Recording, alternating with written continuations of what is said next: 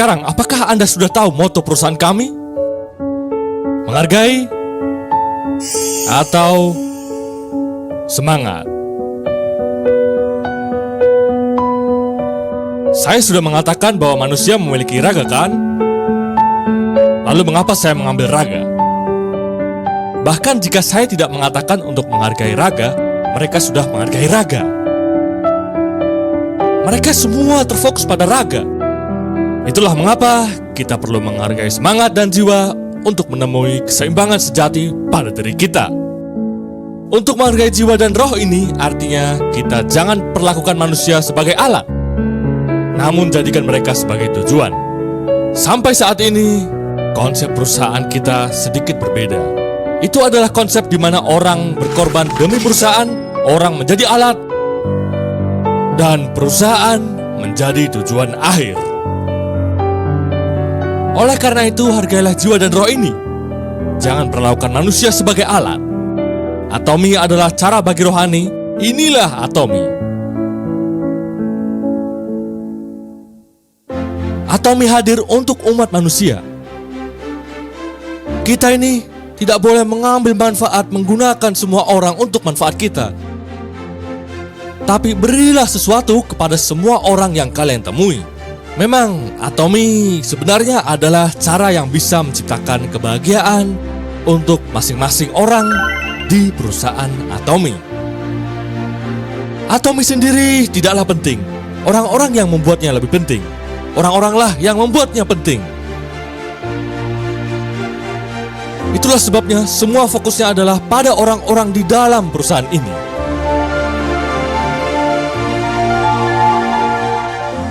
Bahkan jika kami mengumpulkan orang-orang sukses dan berbakat ini, sebenarnya tidak ada banyak perbedaan dalam penampilan mereka. Yang beda apa? Pikiranlah yang berbeda. Pikiran itu luar biasa. Jika Anda memikirkan hal buruk, Anda akan menjadi orang jahat. Dan jika Anda memikirkan hal baik, Anda akan menjadi orang baik. Tergantung pada cara berpikirnya. Sebuah pemikiran akan mengubah hidup seseorang itu sendiri. Banyak orang yang tidak mendengarkan pikiran mereka sendiri dan berakhir hidup terombang-ambing sampai saat ini. Terlahir dari keluarga miskin, saya menjalani kehidupan yang miskin. Juga ketika lingkungan menjadi sulit, dia juga menjadi sulit. Dan Anda menjalani kehidupan di mana-mana Anda terus-menerus diseret oleh lingkungan Anda. Oleh karena itu, Anda harus berinisiatif dalam berpikir untuk memiliki visi.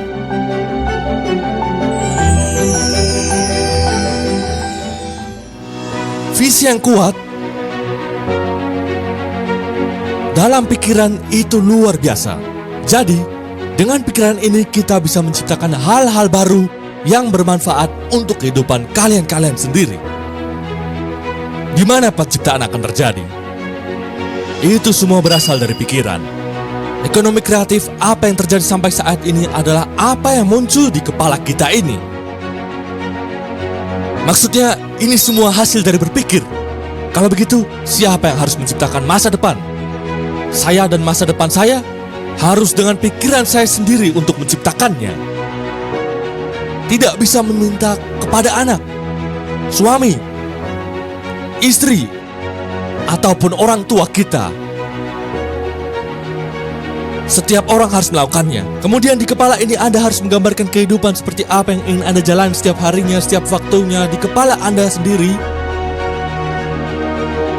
itu akan berubah tergantung pada apa yang Anda gambarkan. Maksudnya seperti ini.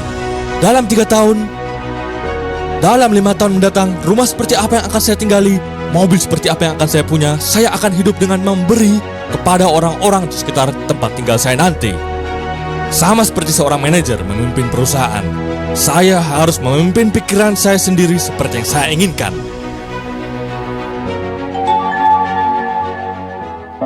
Tempat di mana Anda harus berdiri adalah di dalam mimpi Anda. Masa depan yang Anda miliki harus tergantung pada diri Anda sendiri. Itulah yang disebut sebagai mengikuti keyakinan. Itu yang mengikuti keyakinan. Keyakinan bukan seperti percaya pada apa yang Anda lihat selama Anda hidup. Yakinlah dengan apa yang belum terlihat. Harapan yang terlihat itu bukan harapan. Siapa yang berharap dengan apa yang sudah dimiliki? Tidak masuk akal. Percaya pada apa yang tidak terlihat. Keyakinan adalah percaya pada yang tidak terlihat. Benar kan? Tidak bisakah kamu melihat masa depanku? Anda harus berdiri teguh pada impian masa depan itu. Itu artinya mengikuti keyakinan. Tetapi sampai Anda di sini, Anda berdiri di sana, dan saat Anda pergi dari sini, Anda kembali ke kenyataan. Dan terlebih lagi, ketika Anda bertemu orang yang negatif, terutama ketika Anda bertemu orang yang negatif di antara orang-orang terdekat, Anda harus kembali ke pikiran biasa. Anda harus teguh pada pikiran Anda. Anda harus berdiri di tempat yang tidak dapat Anda lihat sekarang dan tunjukkan kepada orang-orang di sekitar Anda. Anda harus menunjukkan kepada mereka. Kepercayaan adalah mempercayai suatu pikiran. Percaya apa? Anda percaya pada pikiran Anda sendiri. Dikatakan bahwa mereka yang berpegang pada pikiran mereka adalah yang memiliki keyakinan. Orang tidak akan pernah bisa sukses tanpa keyakinan mereka sendiri. Kemudian di kepala Anda harus menggambarkan kehidupan seperti apa yang ingin Anda jalani setiap harinya, setiap waktunya, yang Anda cita-citakan. Anda harus berdiri teguh di atas kehidupan yang seimbang yang ingin Anda jalani setiap harinya nantinya.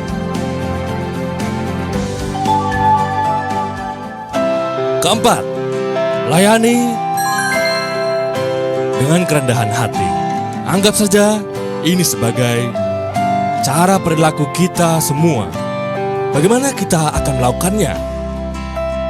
Kita harus bermimpi setinggi-tingginya, namun kita harus memiliki sikap yang rendah hati. Itu tentang menghargai orang-orang di sekitar Anda, dan jangan mengabaikan semua orang, dan menghargai setiap orang yang ada.